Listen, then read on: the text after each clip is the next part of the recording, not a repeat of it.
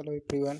मैं प्रदीप सर आपका स्वागत करता हूं सब्जेक्ट यूडब्ल्यू अर्थात यूटिलाइजेशन ऑफ इलेक्ट्रिकल एनर्जी में। और जैसा कि हम लोग सिलेबस से कवर अप कर चुके हैं लगभग, है ना, सारी चीज़ें, तो हम लोग पेपर सॉल्व कर रहे थे, जिसमें हमने एक पेपर आपको दिया था सॉल्व करने के लिए, जिसमें सारी चीज़ें हमने बताया था कौन कैसे क्या होगा। उसी क्रम को आगे बढ़ाते हुए हम लोग आज दूसरा पेपर आपको मैं प्रोवाइड कर रहा हूँ, इसको सॉल्व कर लीजिए। और कम से कम हमने आपको कहा था सरन के जो है कम से कम 3 और अधिक से अधिक 5 पेपर अगर आप लोग याद कर लेते हैं अच्छे से, तो आपको एग्ज़ाम में अच्छे नंबरों से पास होने से कोई नहीं रोक सकता है ना। तो उसी क्रम को आगे बढ़ाते हुए आज हम एक दूसरा पेपर आपको प्रोवाइड कर रहे हैं। आप लोग उसको जो है सॉल्व करिए, आपके जो भी पढ़ाई गई है उसमें से ही है। और एक आध क्वेश्चन जो भी है अगर मिलता है तो हमने उसका सॉल्यूशन भी आज ही आपको दे रखा है, तो उसको हम लोग देखते हैं, है ना। आइए आज का लेक्चर शुरू करते हैं। यह पेपर आप देख सकते हैं, जैसे कि आपके मोबाइल स्क्रीन पे दिख रहा होगा, 2019 का है ना, यूटिलाइजेशन ऑफ इलेक्ट्रिकल एनर्जी का। तो इसमें आप देखेंगे कि पहला क्वेश्चन क्या है, सेम टू सेम इसी प्रकार आपके एग्ज़ाम में आते हैं। ये पिछले ईयर्स का ही क्वेश्चन पेपर है, तो इसी प्रकार आपके एग्ज़ाम में इस बार भी आएंगे, है ना। तो आप लोग इसको ध्यानपूर्वक देख लीजिए। पहला क्वेश्चन क्या है जी, कि किन्हीं दो भागों के उत्तर देना है ना। है तीन आपको दिया रहेगा, दो को देना है। आपको आंसर कितने का देना है, 2 का देना है ना। एक आपको ऑफर के तौर पे दिया रहता है हमेशा। तो क्या है, वोल्टता, पहला क्वेश्चन क्या है, वोल्टता परिवर्तन से तंतु लैंप के कार्य क्षमता पर पड़ने वाले प्रभाव की विवेचना कीजिए। मतलब कि जो वोल्टेज अगर वेरिएबल होता है, आप लोग घर में देखे होंगे, कभी कम कभी ज़्यादा होता है, तो अगर वोल्टेज वेरी करता है तो जो हमारा टंगस्टन का जो लगा रहता है तंतु, है ना, फिलामेंट जो बल्ब में, है ना, और रेड वाला जो बल्ब होता है उसी की बात कर रहा है, तो उसमें अगर वोल्टेज ज़्यादा फ्लक्चुएट करेगा तो फ्लिकरिंग करेगा तो जल्दी फ्यूज हो जाता है, अर्थात उसकी लाइफ क्या हो जाती है, कम हो जाती है। वही चीज़ बात आती है, आपसे काम बराबर लिया जा रहा है और आपको खाना कभी कम कभी ज़्यादा दिया जा रहा है, तो क्या होगा, अपच होगा, बेकार होगी मशीन। तो क्या होगा, बेकार होगा, जल जाएगा, उसका फिलामेंट फूक जाएगा, है कि नहीं। तो वही उसी को विस्तार पूर्वक आपको समझाना है। जैसा कि हमने आपको फिलामेंट तंतु जो है बल्ब के बारे में विस्तार पूर्वक बताया था। इसका जो टंगस्टन का फिलामेंट होता है, इसका पावर फैक्टर यूनिटी होता है ना। और ये हाई रजिस्टिव का मटेरियल का बना होता है, जिसके कारण इसमें हीट लॉस होती है और वही हीट हमको प्रकाश के रूप में मिलती है। सारी चीज़ें हमने बता रखी है आपको, है ना। तो इसके बारे में आप लोग आराम से बता सकते हैं। इसी क्रम में जो दूसरा क्वेश्चन है, विसर्जन लैंप के सिद्धांत के बारे में पूछा। डिस्चार्ज लैंप एक सोडियम वाष्प लैंप, बिल्कुल हमने एकदम अच्छे तरीके से आपको बिल्कुल आपके नोट्स में बताया है ना। तो आप लोग इसको कर लीजिए और आप लोग ये परेशान ना होइए। हमने क्लास में आपको शुरू से जो है कूलिंग तक के लिए क्वेश्चन पेपर्स भी, अब क्वेश्चन आपको इम्पोर्टेंस लिखवाए थे, कोई बात नहीं, आगे भी हम लिखवा देंगे। लेकिन आप लोग अगर पेपर सॉल्व कर लेते हैं 5, तो सारे क्वेश्चन उसी में से रहेंगे, आपको परेशान होने वाली बात नहीं है ना। तो वही सारे क्वेश्चन घूम फिर के आते हैं। तो आप देखे होंगे कि ये जो विसर्जन लैंप है ये पिछले भी पेपर्स में था, है ना। तो सारी चीज़ें उसी से रिलेट करती हुई, क्योंकि आपके बीटी बोर्ड जो है उसको दोहराता है, तो आप लोग इसको जो है आराम से देख सकते हैं, ठीक है। इसी क्रम में ये क्वेश्चन है ना। तो इस क्वेश्चन को भी आप लोग अपने मन से करिए।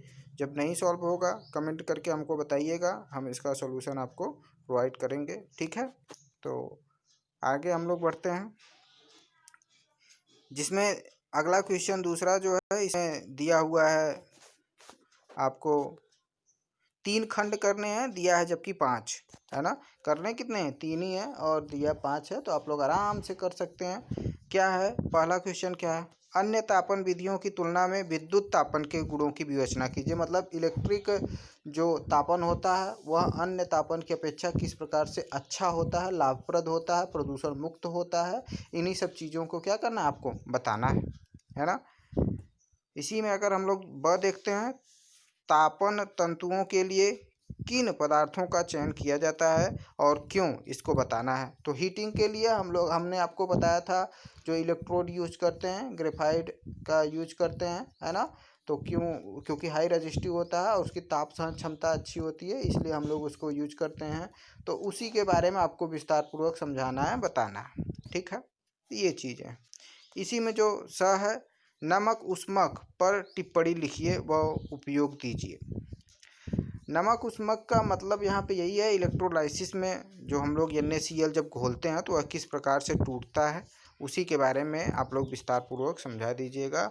और इलेक्ट्रोलाइसिस हमने बहुत ही अच्छे तरीके से आपको बताया है, ठीक है। इसी में जो द वाला क्वेश्चन है, उच्च आवृत्ति भंवर धारा तापन की व्याख्या कीजिए तथा उसका उपयोग बताइए। तो भंवर धारा हीटिंग हमने आपको बताया था, ईडी करंट द्वारा हीटिंग कैसे उत्पन्न की जा सकती है, इसके सूत्र भी हमने लिखवाया था। और इसका पेनिट्रेशन अर्थात फ्रीक्वेंसी बहुत हाई होती है, जिसके कारण हिस्टेरिसिस लॉसेस और ईडी करंट लॉसेस बहुत ज़्यादा होती है। तो ईडी करंट लॉसेस द्वारा हीटिंग उत्पन्न की जाती है, तो वो चीज़ें आपको बताई गई है अच्छी तरीके से। ये क्वेश्चन भी आप लोग करिएगा, है ना।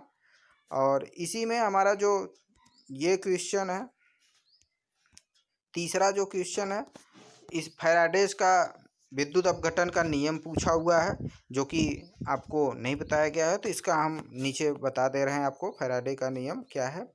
और ये क्वेश्चन भी आप करिएगा। देखिए फैराडे का नियम क्या है। फैराडे संबंधित जो नियम है, फैराडे साहब ने 2 नियम प्रतिपादित किए थे, वैद्युत अपघटन के नियम, उसी को फैराडे का नियम कहते हैं। तो यह सीधा आपसे संबंध रखता है इलेक्ट्रोलाइसिस से, अर्थात एनोडीकरण जो हमने बताया था, इलेक्ट्रोलाइसिस कैटायन एनायन जो होता है एनोड और कैथोड पे, उन्हीं के डिपेंडेंट है, उन्हीं से संबंधित है ये। तो जो फैराडे साहब थे, इन्होंने इलेक्ट्रोलाइसिस संबंधित निम्नलिखित 2 नियम दिए थे। कितने नियम दिए थे? 2 नियम दिए थे, है ना। तो पहला नियम हम लोग देखते हैं, फैराडे का प्रथम नियम। यह कब उन्होंने प्रतिपादित किया था, कब बनाया था? सन 1834 ईस्वी में विद्युत अपघटन में अपघटित होने वाली पदार्थों की मात्रा तथा विलयन में प्रवाहित होने वाली वैद्युत धारा के बीच संबंध स्थापित किया था, जिसको फैराडे साहब ने प्रतिपादित किए थे, बनाए थे संबंध। और उस संबंध के आधार पर उन्होंने 2 नियम दिए थे। कितने नियम दिए थे? 2 नियम। तो पहला नियम जो है वो आप देखिए, फैराडेज का प्रथम नियम, विद्युत अपघटन में, है ना, विद्युत अपघटन में जो इलेक्ट्रोड लगे रहते हैं उसमें विद्युत अपघट्य डाला रहता है ना। तो विद्युत अपघटन में कैथोड तथा एनोड, 2 इलेक्ट्रोड भी तो लगे रहते हैं, एक कैथोड का काम करता है, एक एनोड का काम करता है। एनोड पर मुक्त होने वाले पदार्थों की जो विलयन, पदार्थों की मात्रा जो होती है वह विलयन में प्रवाहित होने वाली धारा के क्या रहती है? अनुक्रमानुपाती, मतलब समानुपाती होती है। जो एनोड तथा कैथोड पर मुक्त होने वाली मात्रा जो रहती है, उसे हम लोग W से प्रदर्शित या M से प्रदर्शित कर सकते हैं। वह उसमें प्रवाहित होने वाली विद्युत धारा जो होती है, चार्ज जो होती है, उसके क्या होती है? अनुक्रमानुपाती होती है ना। तो उसी को अगर हम लोग लिखते हैं तो क्या लिखेंगे आप? जैसा कि देख सकते हैं, W प्रोपोर्शनल टू क्या होगा? Q, आवेश या चार्ज के क्या होगा? अनुक्रमानुपाती। तो Q जो होता है आप लोग जानते हैं, Q इक्वल टू IT होता है, इसलिए IT हम लोग लिख सकते हैं। अब यह W बराबर हम लोग लिख सकते हैं, प्रोपोर्शनल को तोड़ेंगे तो Z एक कांस्टेंट आता है, जिसे विद्युत रासायनिक तुल्यांक कहते हैं। तो W इक्वल टू क्या हो जाएगा? ZIT, ठीक है, लिख सकते हैं इतना। तो यह प्रथम नियम था, है ना। उसी में अगर हम लोग नीचे देखते हैं तो W इक्वल टू ZIT, जो कि ऊपर आपको मैंने दिखाया कैसे आया, उसी में अगर हम लोग I बराबर 1 एम्पियर मान लेते हैं और समय T बराबर 1 सेकेंड मान लेते हैं, तो 1 हो जाएगा। तो W इक्वल टू क्या हो जाएगा? Z हो जाएगा। जब W इक्वल टू Z हो जाएगा, अर्थात जो मुक्त मात्रा होगी वह विद्युत रासायनिक तुल्यांक की क्या होगी? बराबर होगा। कब होगा? जब उसमें 1 एम्पियर की विद्युत धारा 1 सेकेंड के लिए क्या हो? प्रोवाइड किया जाए, ठीक है। तो ये सारी चीज़ें आप समझा सकते हैं, ठीक है। यह प्रथम नियम था फैराडे का। फैराडे साहब ने इतना प्रथम नियम बताया था और ये सत्य है और ये फॉलो करता है, ठीक है। अब इसी क्रम में अगर हम लोग देखते हैं फैराडे का जो द्वितीय नियम है, तो वो द्वितीय नियम क्या है फैराडे का? इस नियम के अनुसार जब विद्युत धारा की समान मात्रा विलयन, है ना, समान मात्रा विभिन्न विद्युत अपघट्यों, मतलब अब जो विद्युत अपघट्य है वहाँ एक नहीं है, कई है ना, कई विद्युत अपघट्यों के विलयन में प्रवाहित की जाती है, तो इलेक्ट्रोड पर मुक्त होने वाली भिन्न भिन्न पदार्थों की जो मात्रा होती है उन पदार्थों के रासायनिक तुल्यांक के समानुपाती होगी। अभी ऊपर वाले में क्या किया था, केवल एक ही विलयन में प्रयोग करके देखा गया था। अब क्या है, कई विलयन रखे हुए हैं, है ना। अब आराम से मतलब कई इलेक्ट्रोड्स लगे हुए हैं, कई विलयन अपघट्य रखे हुए हैं, उसमें विद्युत धारा क्या हो रही है, प्रोवाइड की जा रही है।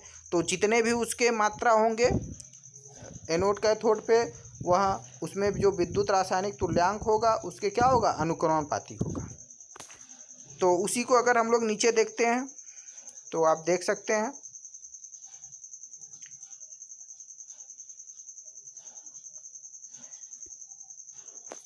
किसी विलयन में मुक्त पदार्थों की जो मात्रा उस पदार्थ के वैद्युत रासायनिक तुल्यांक के बराबर होता है, जिसे 1 एम्पीयर 1 सेकेंड में प्रवाहित धारा अगर की जाए तो, जैसा कि हम लोग प्रथम में देखे। तो प्रथम नियम में हमने क्या देखा था, Z equal to I T, W equal to Z I T देखा था ना, ठीक है। तो यहाँ पे E द्वारा हम लोग तुल्यांकी भार को किससे, E द्वारा हम लोग दिखा रहे हैं, और फैराडे नंबर को हम लोग F द्वारा प्रदर्शित कर रहे हैं। तो Z equal to E upon F होता है, ठीक है, जिसको हम लोग Z के स्थान पे लिख सकते हैं। Z इक्वल टू क्या होता है, E अपान F। तो हम लोग W equal to E upon F IT लिख दिए। अब W अपान E लिख सकते हैं हम लोग, E को इधर लेकर चले आए हैं ना, तो W upon E equal to IT upon F हो सकता है ना ऐसा, तो ये कर सकते हैं, ठीक है। तो ये चीज़ हम लोग कर सकते हैं। अब उसी में आप लोग देखिए फैराडे के प्रथम नियमानुसार हम लोग क्या कर सकते हैं भाई, W equal to Z I T देखे ही थे। अगर हम लोग एक बिलियन के लिए देखते हैं, प्रथम बिलियन के लिए, तो उसको हम लोग W1 बराबर Z1 IT लिख सकते हैं कि नहीं, लिख सकते हैं, बिल्कुल लिख सकते हैं। विद्युत धारा और जो हमारा समय है वह समान है। उसी क्रम में अगर W2 दूसरे बिलियन के लिए देखते हैं तो W2 equal to Z2 IT होगा। तो अगर हम लोग प्रथम समीकरण, ये फर्स्ट इक्वेशन मान लीजिए, ये सेकंड इक्वेशन मान लीजिए, और प्रथम को अगर द्वितीय से हम लोग डिवाइड कर देते हैं या भाग दे देते हैं, तो हमारा W1 अपान W2 Z1 अपान Z2 हो जाएगा, ठीक है।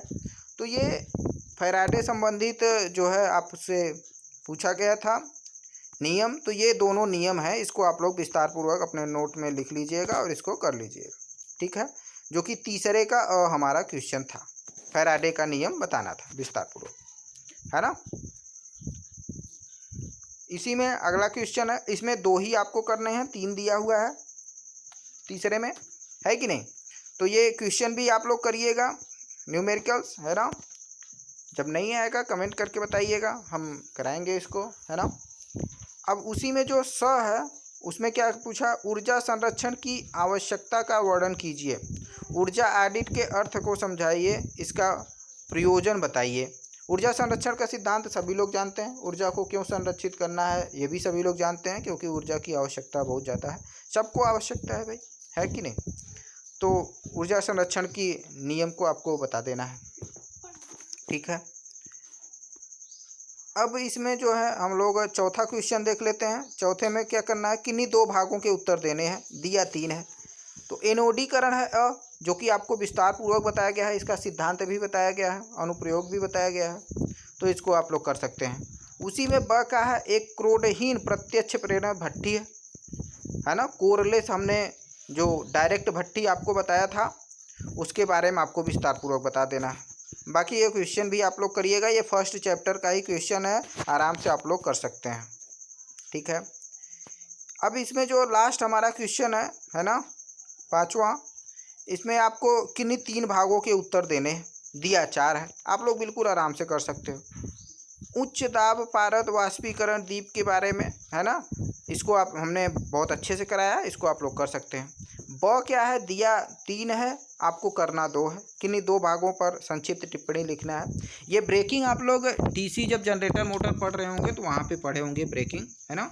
तो प्लगिंग, रियोस्टेट ब्रेकिंग, पुनः रीजनरेटिव ब्रेकिंग जिसे हम लोग कहते हैं, हिंदी में इसका पुनर्निय ब्रेकन कहते हैं। तो यही तीनों ब्रेकिंग आप लोग पढ़े होंगे डीसी मोटर में, तो इसको आप लोग आराम से कर लीजिएगा, कोई 2 ही बताना है, ठीक है। तो पिछली अपनी नोट्स जो मशीन की बनाए होंगे उसको पलट लीजिएगा, देख लीजिएगा, है ना, नहीं तो हम तो बताएंगे ही। अब जो है एक जनन केंद्र दैनिक में जो विद्युत भार वक्र है, लोड वक्र आपको खींचना है, भार समयावधि वक्र खींचना है ना। जो लोड वक्र हमने आपको दिखाया था और उसमें समय के बीच में भी ग्राफ दिखा देना है, ठीक है। और लास्ट इसका क्वेश्चन है, स्टीफन के नियम के अनुसार तापन तंतु हीटिंग एलिमेंट के डिजाइन का संक्षिप्त वर्णन कीजिए। मतलब जो हीटिंग एलिमेंट हम लोग डिजाइन करते हैं उसको स्टीफन के नियमानुसार बताना है, कितना एरिया, कितना क्षेत्र, कितना ज़्यादा, कितना छोटा, कितना बड़ा लेना है, ठीक है। तो इसके बारे में आप लोग देख लीजिएगा और आराम से कर लीजिएगा, ठीक है। तो आज का जो लेक्चर है हमारा यही तक रहेगा और आप लोग जो है इसको अच्छे तरीके से अपने नोट में देख के पढ़ लीजिएगा, है ना। हमारा मेन मकसद था आपको पेपर प्रोवाइड करना, क्योंकि आप लोग अभी शरण लिए नहीं हैं, तो कम से कम तो 5 पेपर आप लोग सॉल्व करिए ही, है ना। और अपने नोट्स से देखते हुए, है ना, अच्छे तरीके से सॉल्व कर लीजिए ताकि कोई प्रॉब्लम ना हो, क्योंकि आपके एग्ज़ाम तो होने ही वाले हैं, ठीक है। ठीक है, आप लोग इसको सॉल्व करिएगा। जो भी प्रॉब्लम दिक्कत आती है आप लोग कमेंट करके बताइएगा, आपको नेक्स्ट लेक्चर में वो चीज़ प्रोवाइड की जाएगा, ठीक है। Thank you very much.